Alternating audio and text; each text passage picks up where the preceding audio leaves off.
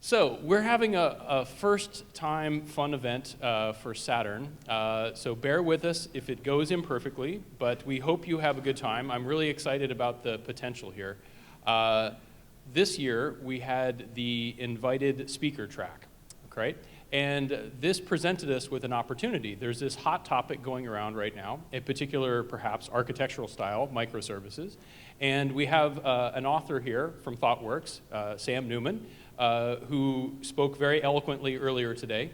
And we're going to put him on trial. He representing the entire movement of microservices, being the only one true architecture. And defending, we have Simon Brown, who's a consultant from New Jersey, I believe. Actually, I think it's the Jersey Isle in the channel. And arbitrating this debate between these two is the esteemed Len Bass, the wise and sage Len Bass. And so this is meant to be a bit of fun.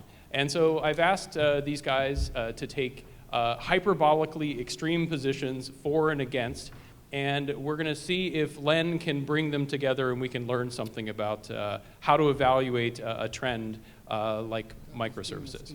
So, you guys look like you're all set up, and take it away. Thanks. So, is this on? So, I want to start. So, Sam is accused of propagating an attractive nuisance. Okay. So, first question is, what's an attractive nuisance? An attractive nuisance is a shiny bauble that attracts children and causes them problems. And the canonical example is a swimming pool and so consequently you have to put a fence around it. So the first question I have is, are software architects children? Yes. Well, I don't know. Why am I here? I mean, why haven't you accepted the truth, Len? So the truth is? The truth is, well, you know, there are some people here that say that microservices, they're the future. And I think you're already behind the times if you think they're the future. They're the present. Like, these aren't attractive nuisances. I mean, if you're not doing microservices, you know what? You're going to be out of business in a year. All the cool kids are doing it because it's the right thing to do. And if you're not doing it, your business is going to be dead in a year or so. So that's probably true regardless. This shouldn't be called SATURN. This should be called Microservices 2015. Because if you're not doing it, you're nobody. Simon? We are definitely like kids. It's like being a kid in a candy shop. I mean, there's so much shiny stuff around now. We've got JavaScript, and we've got reactive, and we've got this microservices thing. So tasty, and I just can't grow a beard. It's not for me. I'm not hipster enough for microservices. I resemble that remark. I mean, you know, this is fun stuff, right? You know, you get to use all this cool technology, and at the same time, you get to develop faster than the competition, build more scalable systems, come to the cooler conferences in the exotic locations like Baltimore. So, you know, I just don't understand, why are you living in the past? Can't you think outside the box? You only want one box. That's the problem. You just want one box. I like boxes, and the fewer boxes, the better. Why would you say that? There are a number of reasons, but simplicity. Who likes simplicity here? Yay! Simple's good. Do you know who likes simple things? Children. So if you only have one box, you don't have any connectors.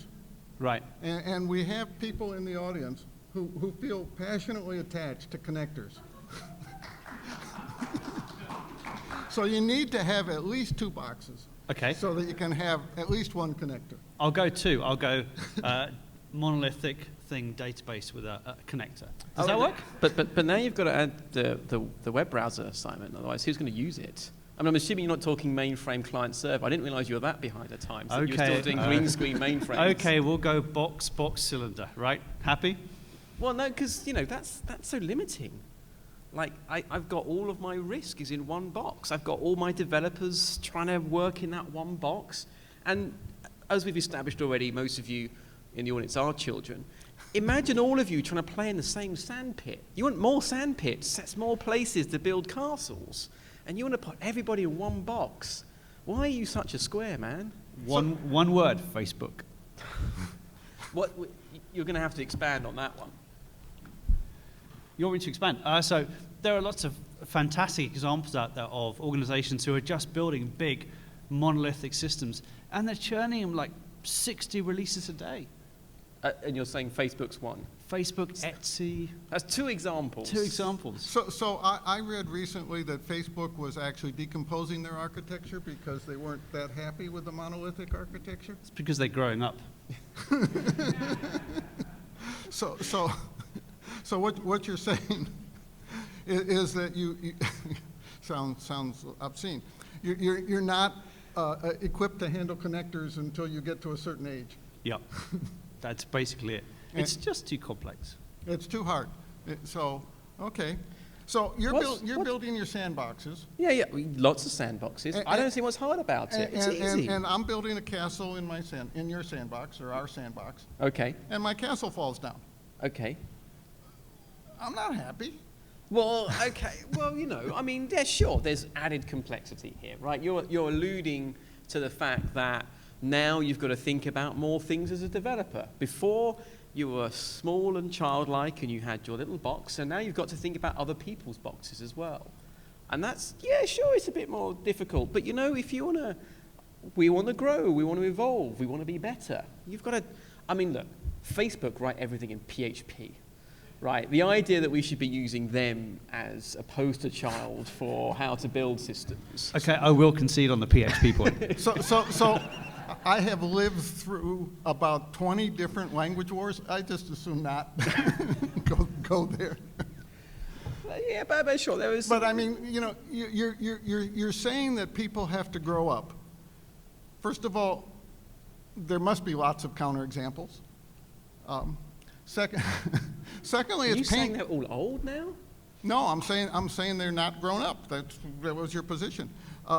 Secondly, it's painful to grow up. I mean, what happened? The worst decision I ever made was graduating from college. When I was an undergraduate, I didn't care about things. I had no responsibilities. I could just go do and have fun. Oh, okay. And now you want me to grow up. So now you're saying that actually it's scary for people to have to think outside their little box. Yeah, absolutely. Do you think that's a good place for us to be as an industry? Somebody's got to grow up, haven't they? How many grown-ups does it take? Are we killing this analogy too much? Yeah. If we think back to the Yeah. Okay. Well, look, it's like. Right, miserable. That's a really good point. So let's imagine we're building a software system. We want to work 9 to 5, go home, chill out. In my case, do some surfing. Really? And now I have to learn a bunch more stuff. Oh, so this is the argument, you see. It's an argument. It's an argument, right? But inside your box, you just have to know about your sandcastle. You don't have to know anything about. We shouldn't use that analogy anymore. I have a big sandcastle, though. And then a counterpoint to all of this. Many years ago, when I first started, you would have to throw stuff over to the database guy to do all of your database work, right? We don't expect our developers to know everything about every single database, but they need to know a little bit more. And when I first started, it was accepted that I'd go to a database administrator to do all of that work for me.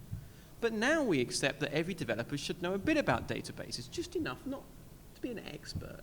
And I think all we're saying with all these more boxes is you now need to think a little bit more about operations and interconnectivity, and yes, maybe even understand what cap theory is. I don't think it's that much to ask. So now you're saying that I should split my databases up. That's bonkers. What I want is a nice big, I'm going to call it like an enterprise data model. I'm going to put all my business domains in there. I'm going to have the single point of truth. I mean, that's the way forward, right? Every single bank I've worked at has tried to implement IBM's unified banking model, and every single one has failed. I think it's like the idea that we can somehow enforce correctness at the data model level has been shown time and again to be a complete and utter waste of time. Now, one of the ways I would imagine one of the things you're going to come back on me is performance. And I will concede that absolutely when you start breaking these systems apart and you start moving, you're moving database joins into application joins, you have to start leaving transactional integrity of some of these systems behind. But in exchange for which you're getting to the ability to scale your teams. You can give people ownership of independent deployable units. They can develop faster. They can choose different technology, the most appropriate technology. I don't want people doing different technology. No way. Yeah, well, That sounds like a recipe for disaster. Man, I mean, you're a operations are going to hate that, aren't they? you're a square, man. You want you need a team doing Ruby and a team doing Java and a team doing Go. You need at least 3 different Lisp implementations, a small talk team. I mean, this whole idea, you're living in the past. You've got to embrace the future, Simon. So what I'm hearing is that on the one hand, we have somebody arguing for multiculturalism and diversity. And on the other hand, we have somebody arguing for specialization and deep knowledge. So from the objective point of view, the question is, which is more important? From my organization's point of view, which is more important? Do I want to have a specialist to go to? So I came to the SEI from a small university. And at that university, I knew who to go to when I had a problem. Always. It was always the same person. They couldn't help me because too many people went to them. When I moved to the SEI, they had specialists. And my problem was not getting an answer once I found the right person. My problem was finding the right person. And so the question is, as a software developer, as an organization, what model would you rather have? We see this a lot in agile teams, don't we? It's the one architect versus let's just share out everything. Let's decentralize all the things. I heard that in a talk today. Yeah. It's just nuts. Single point of everything, single point of truth. I think there's a space for specialization. I think we are a broad enough industry that people that want to dedicate themselves to knowing nothing other than networks have a place. But the idea that every single person is a specialist then promotes handoffs. It promotes I do my work as a developer, I hand it off to a tester who does his work as a tester, who hands it off to an operations person who moves the code forward. And we lose sight of what we're trying to achieve, which is to ship working software. But now the role of specialism is about optimization of resources, and it takes away accountability. We should all want to ship software. But it sounds like we've gone completely the other way now. So now all of your developers have to be, good developers, and they need to know some database stuff, and they need to know some domain modeling stuff, and they need to know some operation stuff. Don't forget network stuff. And network stuff, because the networks fail. Yeah, well, it just sounds like you're not recruiting properly, Simon. This feels like an easily solvable problem. Just hire better people, Have you tried to find better people? I'm not going to say it's easy. I think it's about breadth versus depth, and I think it's coming back to my analogy around databases. It's not acceptable for your average developer now to have no awareness of databases, and equally, I think we are looking to broaden what we think is the lowest acceptable skill set for an average developer now. We're not saying they need to be experts in everything, but I think we're broadening that T a little bit. So Mary showed actually a couple interesting slides this morning. One of them had a percentage of developers that were self-trained. So are we going to raise the bar for what it means to be self-trained and be a developer? So usually, to me, self-trained means I know how to write a program. It doesn't mean that I know anything about databases. It doesn't mean that I know anything about networks. It doesn't mean that I know anything about the other topics that you talked about. I think we have a long way to go. I do lots of consulting around Europe, and I still don't see teams who are thinking about modularizing their monoliths. And if we can't modularize a monolith, we've got no chance with this microservices thing. So this is a European versus American discussion. I have no idea. I have no idea. It'd be great to see what the state of the art is in the US. I think you make a valid point. I don't think developers can be trusted to keep clear modular separation inside their monolithic processes. And that's why services are the way forward, because that enforces separation. So you're using the network to replace discipline, is that right? We are used to opinionated tools, opinionated frameworks that make it easy for people to do the right thing and hard to do the wrong thing. When you force service-based separation, you enforce modular decomposition. So one of the other interesting slides that Mary showed was the different domains and the level of risk that was acceptable. So the canonical example is, should I build my nuclear power plant using Microsoft architectures? Well, Microsoft, not definitely, Microsoft. no. You know what I meant. I'm still processing that thought. Well, okay, microservice architectures. Yeah, please tell me it's not running on Vista. Well, I don't know. What do you think, Simon? What? Sounds like a horrendous idea to me. Well, okay. Explain to me why a monolithic system is going to be better for a nuclear reactor than a bunch of microservices. Command and control, centralized orchestration. I don't want to install enterprise service buses.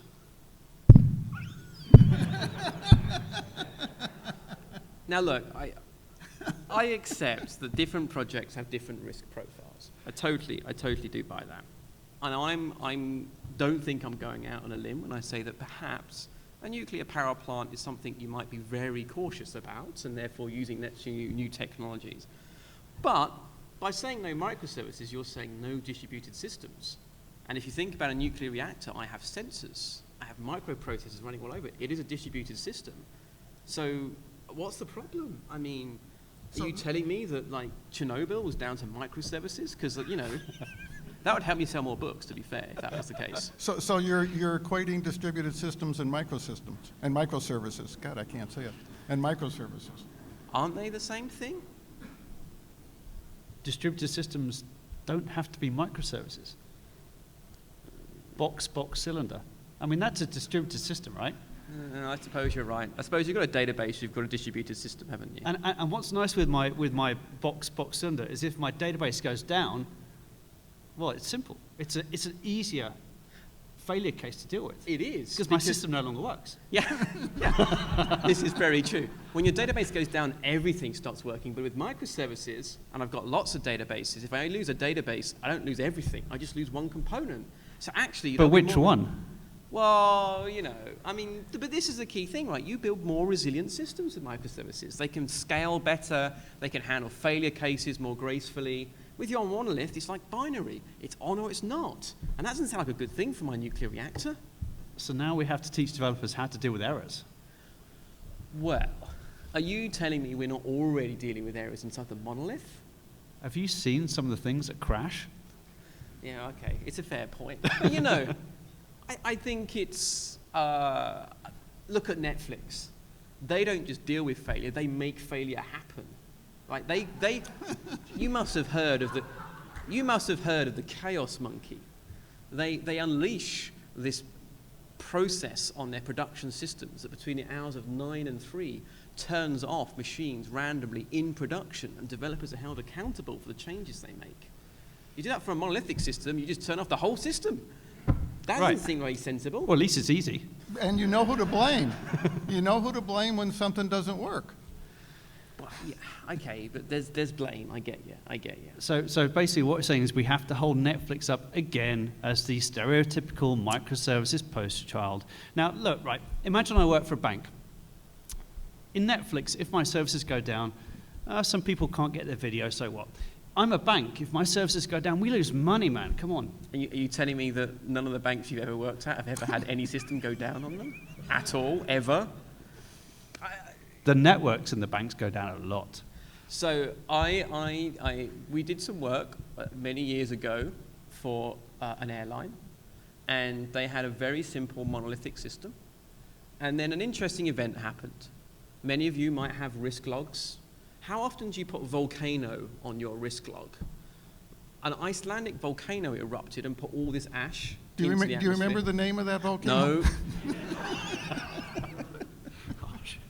the ash went up into the atmosphere and lots of flights couldn't take off. And so people flooded to the website to find out, is my flight leaving or not? And the pages were there, and the whole system was this big monolith backed onto a big machine, actually the biggest machine at the time that Intel could provide, biggest chipset and everything else. And all these people were hitting the website's slow, and they hit refresh. And all of this load flooding in took the whole system out. The problem was this same monolithic system also controlled their gate departure systems. So even for those flights that could take off, no one could even get on the plane because people checking flight status had taken the whole system out. That's your monolith, Simon. Okay, so I'm gonna edge slightly towards you and say maybe instead of going box, box, cylinder, we go box, box, box, cylinder, or box, box, box, cylinder, cylinder. So, you know, maybe having everything in one place is a bit silly if you're doing stuff like that. So how many boxes does it take to make a microservice architecture? That's kind of the discussion we're having. You know, this is the paradox of the beard, right? How many hairs does it take to make a beard? You know, if it's 536, what happened to 535? Is that really a beard or not a beard? We can actually work this out because he's unshaven, you've got a mustache, and I've got a beard. We can actually work this out right here and now. Yeah. So, I mean, the number of boxes you have depends how big or small the boxes are. And so what Simon is saying, as if I understand it correctly, is that if I have lots of boxes, then my flight system would not be coupled somehow to my gate departure system? Well, yeah, that's the idea. And you know, Well, the more boxes, how do the I know better. that? Well, you just, the key thing is it's the number of boxes. The more boxes you've got, the better. So therefore, if we take my monolith and we have one service per line of code or per function, is that cool? Well, no, that's clearly insane, Simon, and you've Why? gone mad. You just said the more boxes we have, the better. All right, to a point. Now, I will accept that at a certain point you get a small number of side issues. Micro.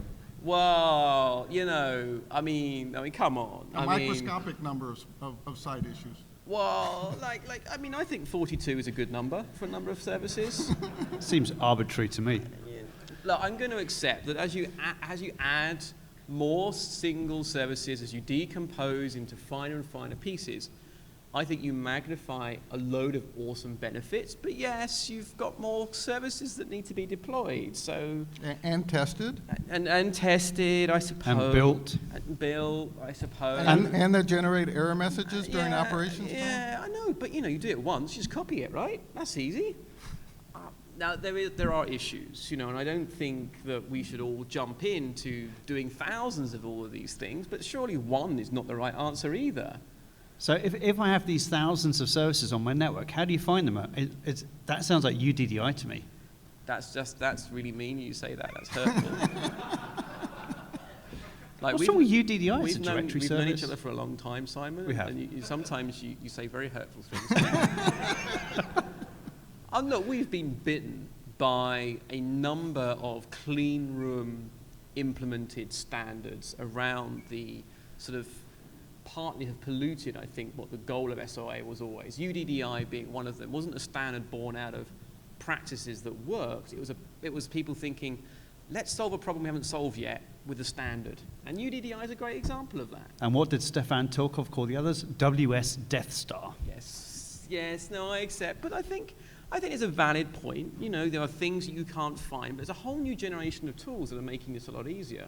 You've got tools now like Console and etcd that make it much easier to find these machines and make it easier to manage the scale. And I think that's been the shift.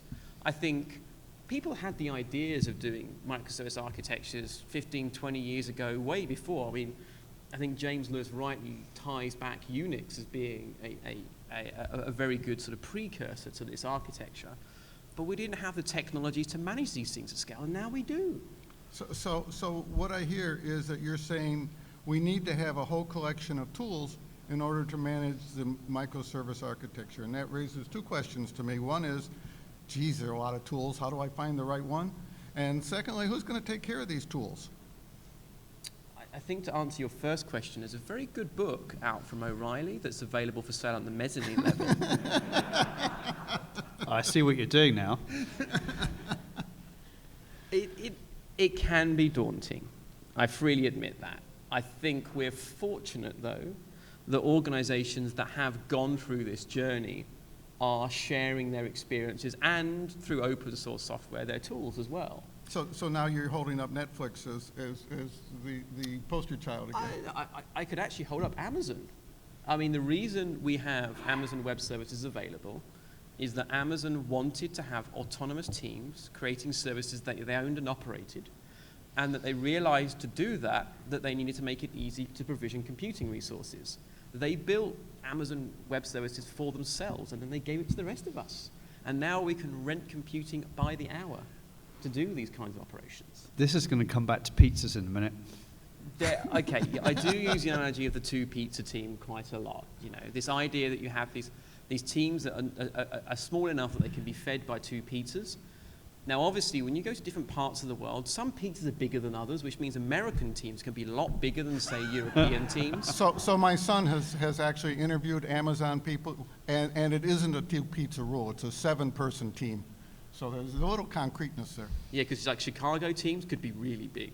Like, I mean, they're big pizzas, right?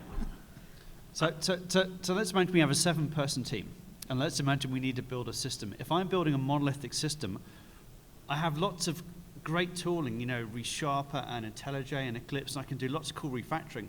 And therefore, my team of 7 people can deliver more stuff, more features quicker than a team of 7 people doing microservices, because you've got all that tooling you just talked about.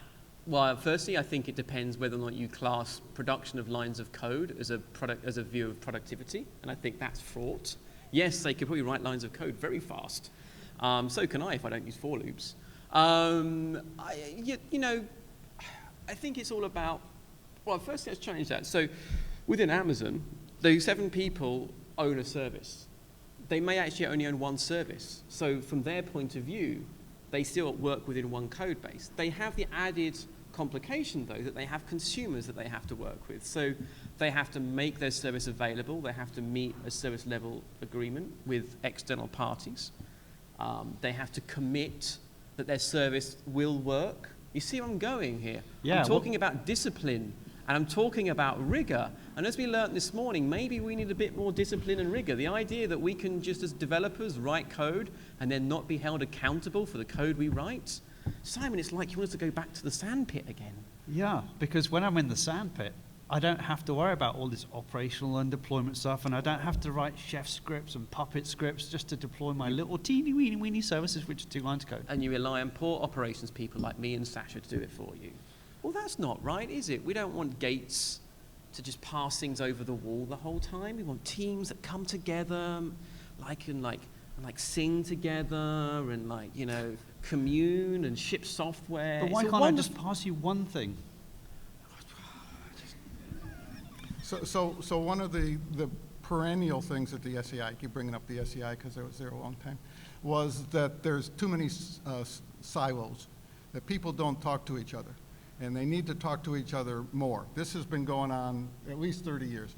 And my response was always, do you know how hard it is to talk to those people? You know how much time it takes? You know, I don't want to have to talk to them. Why don't I do my thing and they'll do their thing, and you know, let somebody else sort it out? Now, there's a very wise man who came up with, I always get I can't remember his first name, Conway, with Conway's Law.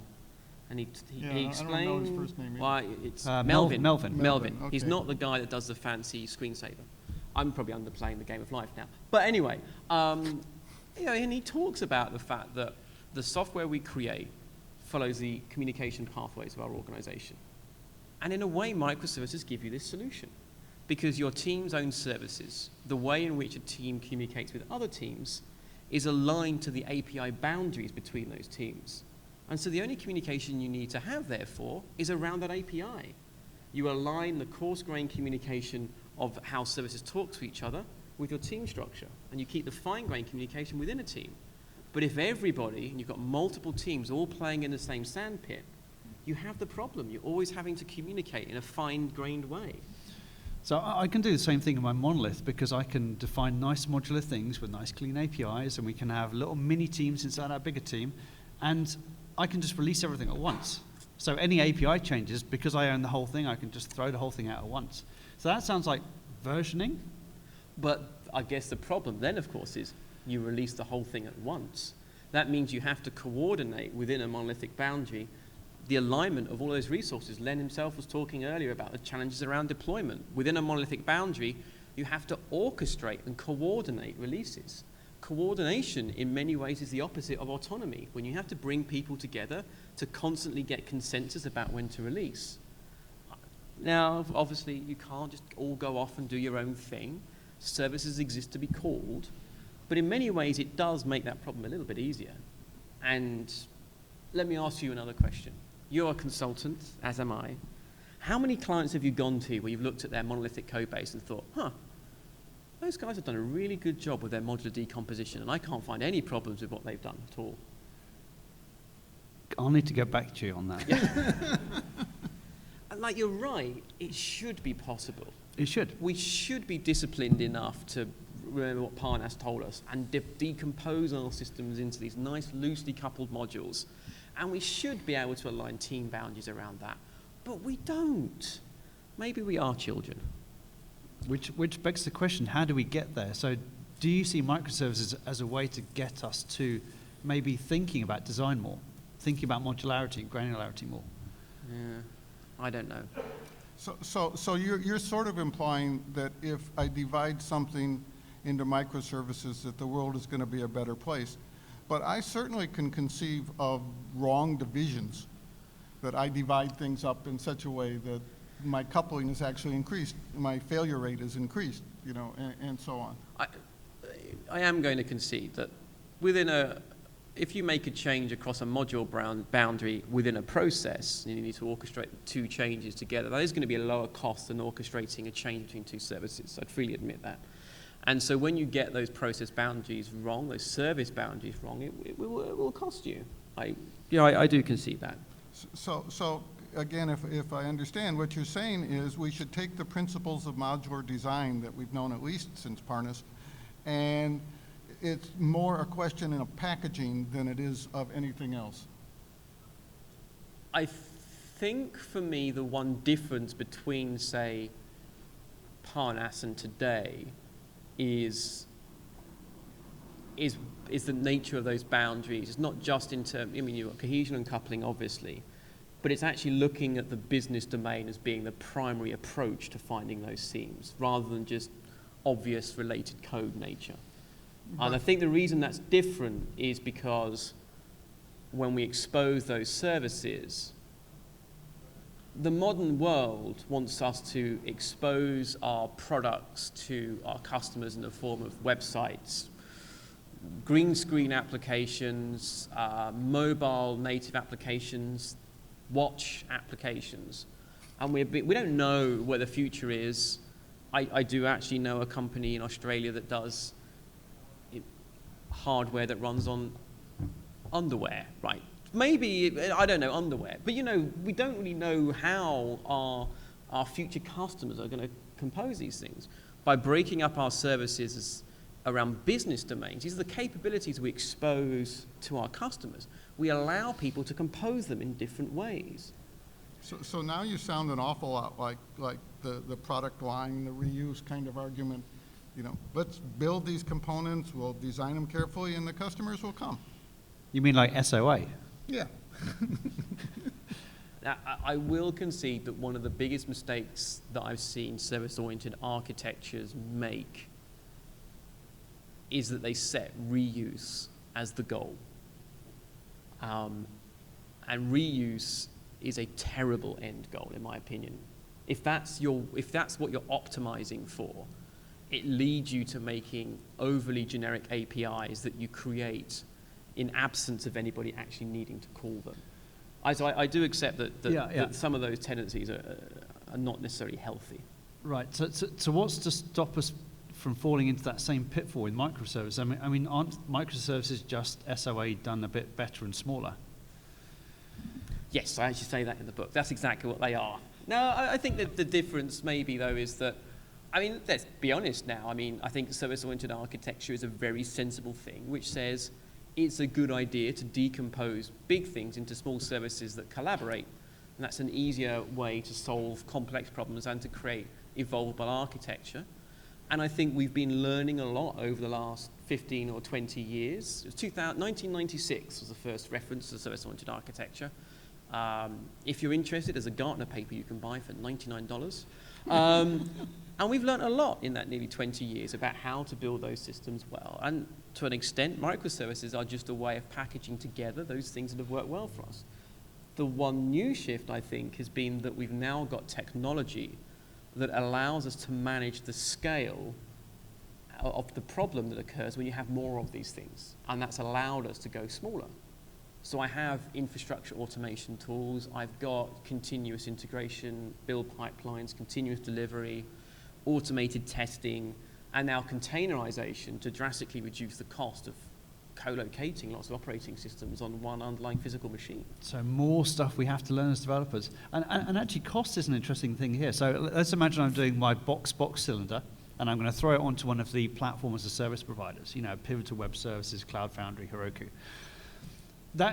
Those platforms charge me per app, per thing. If I'm going to throw out a microservices architecture onto a public cloud, well, now every service is an app, isn't it? So I'm being charged per service. Let's say I break my box into 20 boxes.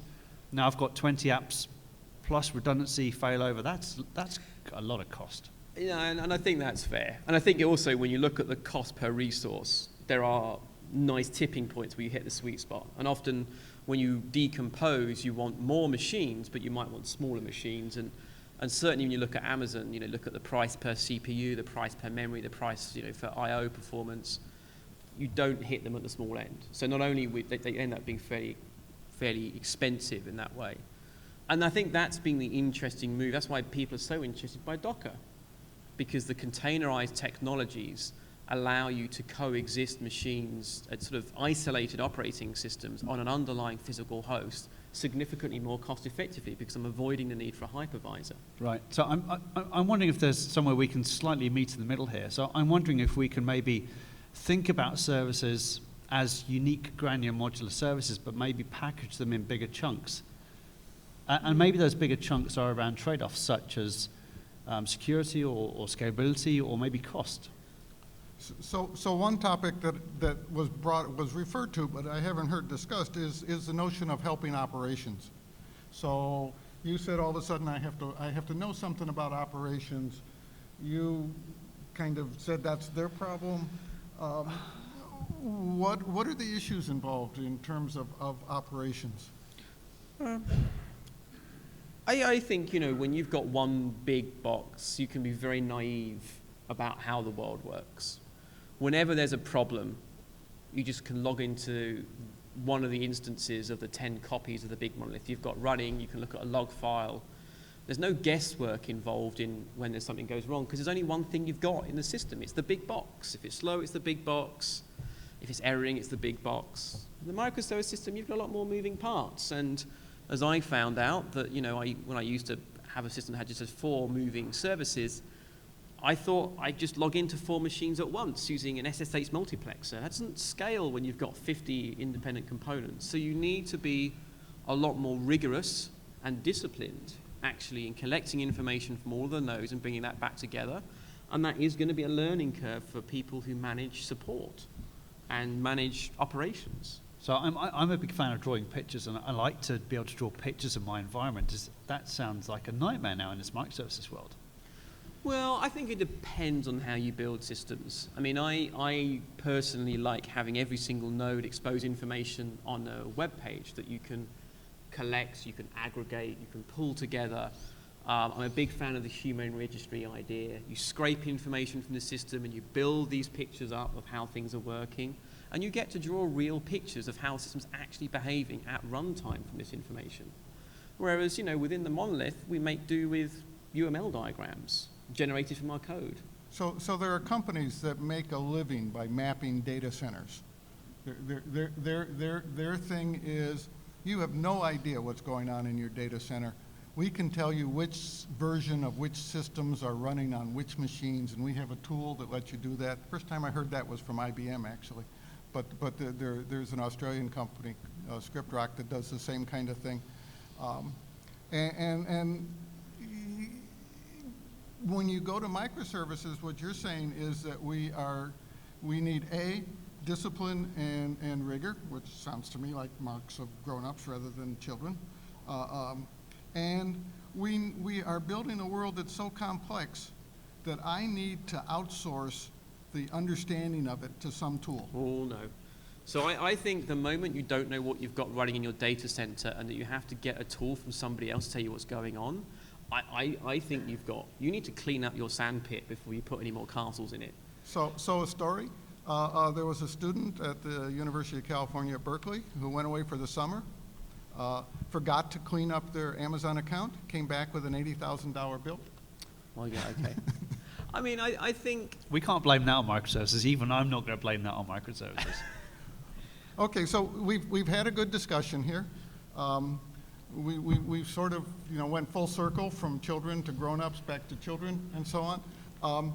But we've been talking the whole time. Are there topics or questions that people want to ask? I can't see. Mary. Mary. Yeah, it's on. It's Mary Shaw. I want to ask about understanding what the system actually does. So microservices are really, in effect, a form of an implicit invocation architecture.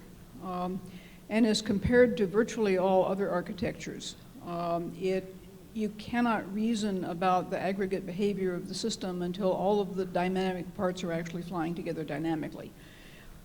In other types of systems, you can decompose the reasoning about the system in the same way that you decompose the system itself, and so you can roll up your understanding of the behavior of the system as you compose the parts. So the question is, what about this problem that you can't actually fully understand what the system's going to do until all the parts are there dynamically in real time flying in formation?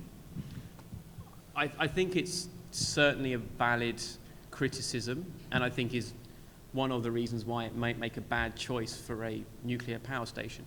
I think you're right that the more complex your system becomes, the more moving parts your system has, the more the behavior is emergent, especially with a microservice architecture, which is likely to mix synchronous and asynchronous communication, event-driven invocation and command response.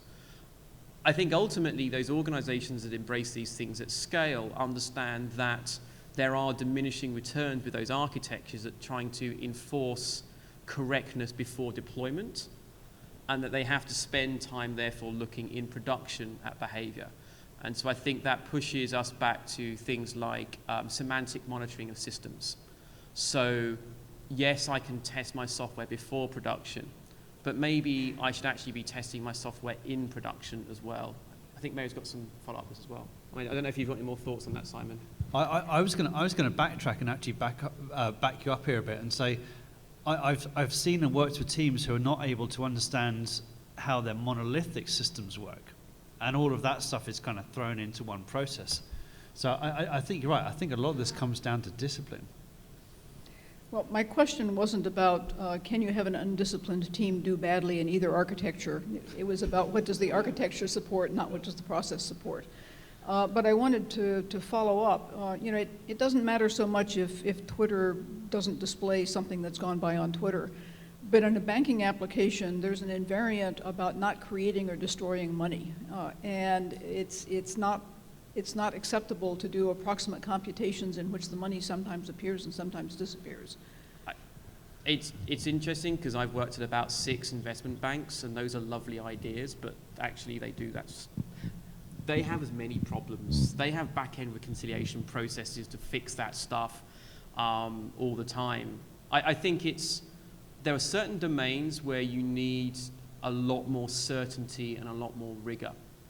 And therefore you may well want more control and an ability to recreate things before production. But I think it's all about trade-offs. I think architecture is always about trade-offs.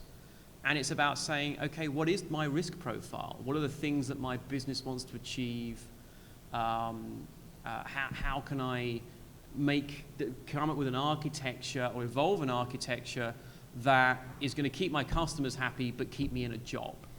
And those sliders are in different places for everybody. But I do think it's sort of, a lot of people say things like, oh, if Netflix is, you can't view videos, they're not going to lose money. They kind of do, though, right? You know? And I think the challenge is, at the moment, so many of our poster children and our case studies are organizations which a lot of enterprises can look at and say, they're not like me. And actually, so I'm this year hoping to get more case studies from different sorts of organizations. But the reality is that enterprises tend to be, on the whole, don't see technology as a way that they make money. They see technology as a way they spend money, and therefore are more risk adverse adopting new technology or trying new things. And they don't share as much.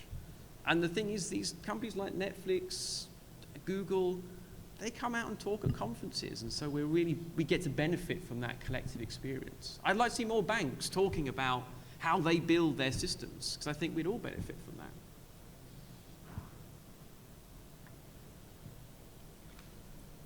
Someone's got to have a question. Or a comment. Any PHP fans in the room? PHP fan in the back there.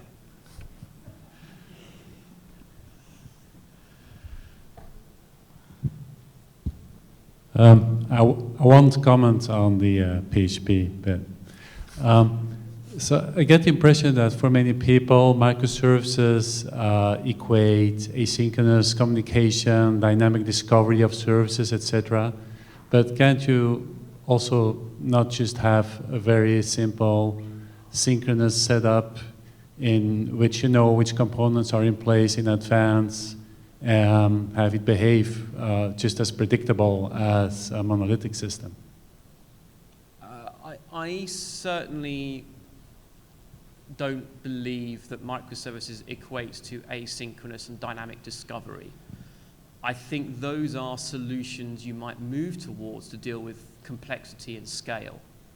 So certainly asynchronous communication has benefits in terms of not tying up resources. So when you get to deep call chains, you don't want to have deep call chains which are synchronous, because latency kills you. So therefore you might move to an asynchronous form of communication.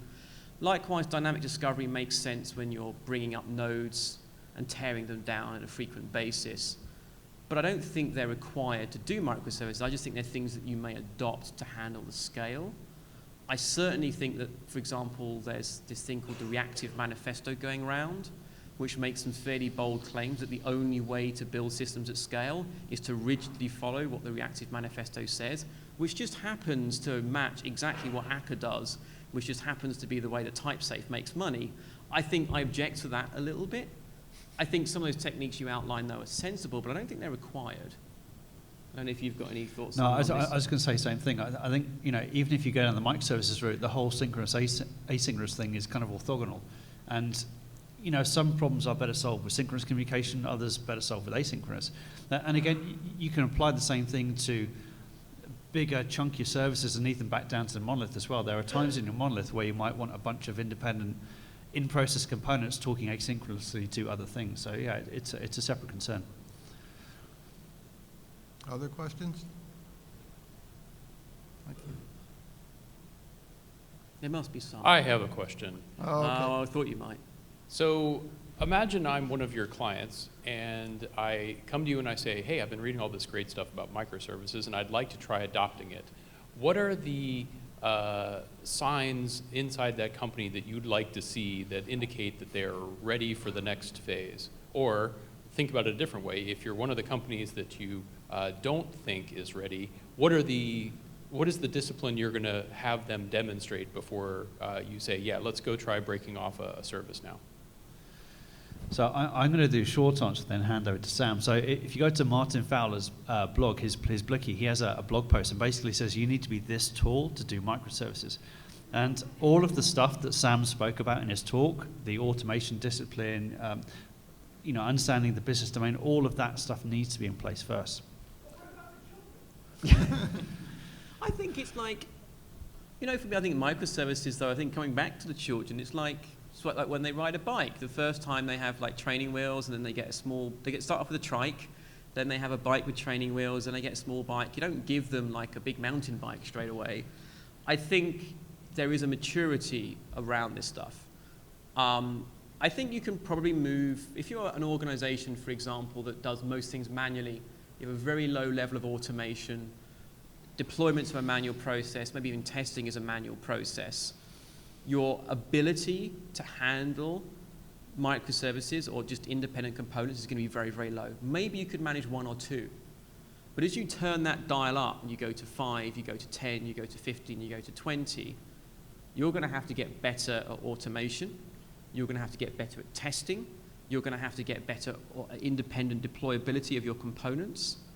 And so it's a how tall. Like you can get on a teacup ride when you're this tall. If you want to go on the twirler, you've got to be this tall. So to push the analogy, children eventually grow up and leave home. Where are you going with this? And so what you're saying is it's possible to be childlike forever. So what is driving the children to grow up? What forces are going to make people become developers, become better at all the things that you enumerated? The outcome, I think, when I look at the organizations that have consciously embraced and moved towards microservices, they didn't say, we want microservices. What they said was, we want small, high-functioning, independent teams that can make changes and release their changes without a high degree of ceremony and coordination. And microservices just happened to be an architecture that delivered on that promise well. And that's the goal. So that's why you do all of this stuff. It's almost an implementation of a lot of the agile principles, isn't it? Yeah, absolutely. So lots of small distributed teams, decentralized governance, that sort of thing. So I repeat my question, why? You want to go fast. You want to get your software out the door more quickly. You want to be more responsive to customer needs. You actually want to create space for your people where they can grow. When you push power into the teams, you give them more responsibility, more accountability. You give them opportunity to grow and have longer careers. I often worry that where we have monolithic teams and the control in a small number of small hands of people, I think often you find developers who get very experienced at a certain point end up having to become non-coding type people. And I wonder if this model might create more longevity for people to remain hands-on coders, because they get some power and some autonomy. I was at the Craft conference in Budapest last week, and the closing keynote was done by Marty Kagan. And one of the things he said was outcomes over output. So again, it's about stepping back. What is it we're trying to do here? Well, we're trying to deliver software. Why? Because we're trying to achieve some business value, some outcome, some benefit for mankind. And in order to do that, in order to, again, move fast, we do need to start pushing out quickly. So you're exactly right. But I do think it does depend on where you draw these boundaries. I think if these teams are structured around something that a customer would recognize, it's easier for them to understand the outcomes that Simon refers to. They can think about what the customer needs and understand how can I deliver what they want. So if I go back to the domain question, if I'm in a domain where nuclear power plants, building construction, where things are inherently slow moving, it's really difficult to change this building at this point, and to make it a steel glass kind of building. And so if I'm in the construction industry, I don't necessarily want to go fast. I want my buildings not to fall down. Yeah, but that's also why I think architecture and the fact that we call ourselves architects, I think there's a good case to be made for why we might be engineers. But I think the fact that we even borrow the term architecture from the built environment is flawed. Because actually, we aren't building buildings, most of us. The things we create do need to be more dynamic than this ballroom. That hasn't changed, as you can tell from the photograph, since the 1920s. So I guess I wasn't clear. There are domains where the release schedule is not dictated by the software, where the release schedule, the automobile comes out with a new model once a year. Right. That kind of thing. Yeah, so- And are those domains inappropriate for wanting to be fast? I don't think it's the domains, because of course, even if you take a car, there'll be parts of cars that will change at different rates to other parts of cars. And for me, my simplistic view of the world is agility is a quality attribute. So if you need agility, if you've got an area that you think you need agility in, then I have to concede that maybe we want to go something that splits our big box cylinder up into smaller parts. It's not a free ride, though, because there is an upfront cost to be played to moving towards microservices. And it is odd that we talk about these as being architectures that let you go fast, and yet they need to be front-loaded to get you there. There's work involved in finding sensible seams and boundaries. I mean, coming back to the question earlier, if you're brand new to a domain or it's a greenfield project, microservices are actually a terrible place to start because you don't understand where the seams are. Likewise, you've got to build tooling and automation about these independent components to get you going. So if you're creating a brand new product that you need to test in the market, actually go monolith, go hacky, get it out, prove it. And then over time, you might evolve to microservices that then allow you to flex and evolve that system and that platform. Which is a really interesting point, because in order to do that, you need to build a nice modular granular monolith so you can rip parts out. Yeah, and this is interesting. I've actually found it easier to get people to keep their modular boundaries by talking to them about the fact that we might need to pull it out. Right. And so it's not saying you want to keep it well factored for maintainability. Oh, no, we may need to pull this out to scale it independently.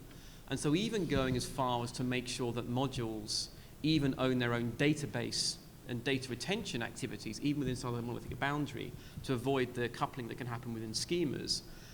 Sort of, it's almost like an option theory thing. You're paying a bit of cost for that separation, so you may then be able to pull those things out at a later date. Yeah. And one of the little tweets I threw out yesterday was that maybe microservices is the thing that will get us to revisit some of our fundamentals from the software industry. And here I'm thinking specifically about design thinking and modularity. And from my view of how monoliths have evolved over the past, say, 10 years or so, there are lots of really messy systems out there. And I think it's because we're putting too much focus on the wrong thing. And microservices might be that, there's an option there. So we do need to think about architecture again. Of course, to come around, they are an option. If you want to explore that option, there's a book available on the mezzanine. But, they are another tool. It's like, and I think it's thinking as a developer, I've got another option available to me. I don't have to just... So I remember I was taught by Kevin Henley, and he was revisiting Solid, and he talked about, what's the opposite of cohesion? Well, it's adhesion. And I do worry that we just automatically just stick more code into these monoliths without any thought that there might be a different way of doing things. And I think we do now have different options available to us. So to kind of wrap up, what I hear is that if you're an organization that wants to adopt microservices, it depends. And then to, again, quote Mary, depends on what? It depends on your discipline. It depends on your business model. It depends on the kind of domain you're in. It depends on the kind of systems that you're building. I don't know if I've got everything, but and it depends how disciplined you are. yeah. How grown up you are. And the good thing is, just like human beings, you don't need to grow up all at once. Think of it like a dial. I've got one thing. Maybe I just turn the dial up a little bit. Now I've got two things. How was that?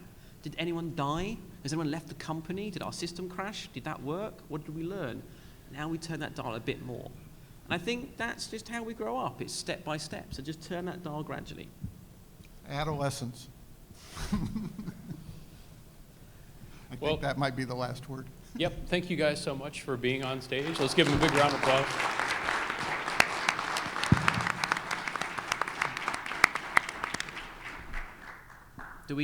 So who's guilty? We didn't really... Oh yeah, Yeah, who won? Who won? Right. So, Len was the judge, but this is a jury trial.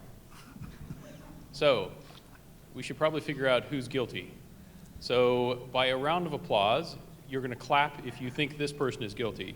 We have the you're We have the anti-microservices. The monarch of monoliths The over monarch here on the Long live the modular monolith. All right. So, a round of applause if you think the monolith is king.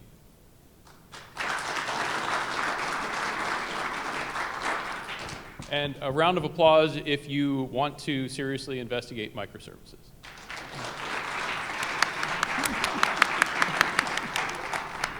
And a round of applause if you want Len Bass on your next project.